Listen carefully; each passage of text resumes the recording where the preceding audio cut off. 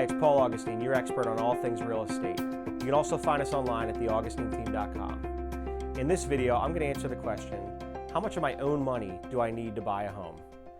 And when you're buying a property, there's three main sets of costs that are associated with buying that property. The first is the down payment requirement of the loan program that you've selected to get your mortgage with.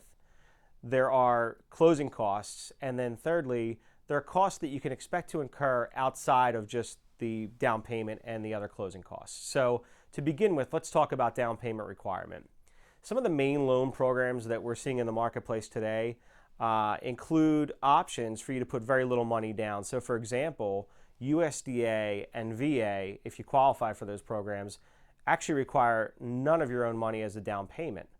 FHA right now is requiring a minimum of 3.5% of your own money as down payment. And conventional loan programs, you can put as little as 5% down and on upward from there. So that's the first set of it. It could cost as little as 0 or as little as 5% depending on what you qualify for.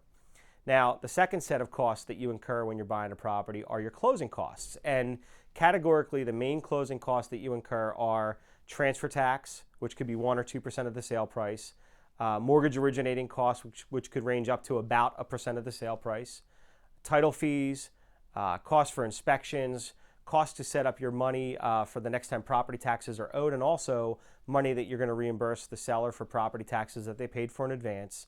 And so the sum of all those costs usually range from right around 4.5% to 5% of the sale price.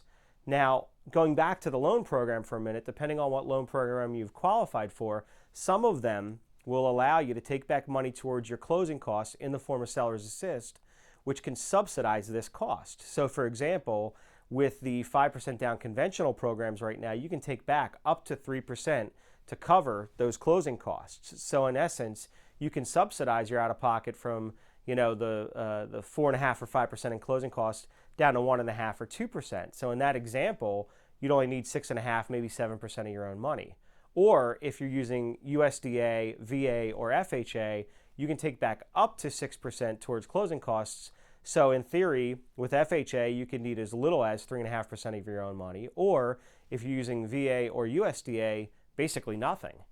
Now, the third cost that not everybody always factors into the equation, but it is a cost you have to consider, is what costs can you expect to incur aside from just ordinary closing costs? And so these things would be the cost to do the home inspections on the property as you're just going through the due diligence period and making sure you want to buy the property. And that could range from $500 up to almost $1,000 depending on what type of inspections you do. There's also the cost for your first year's worth of homeowner's insurance, which can be folded into the ordinary closing costs, or you could pay for outside of closing. And then you have to think about what costs you're going to incur to physically make the move. So if you're moving by yourself, that cost is simply the cost of renting a moving truck. Or if you're hiring a professional moving company, that could range from $700 or $800 on up into the thousands. So in essence, one of the things is you're sitting down and trying to determine when is financially the best time for you to make a move. Figuring out how much of your own money you're going to need to cover your down payment, your closing costs, and your other costs of moving is always a great idea, so there's no surprises down the road.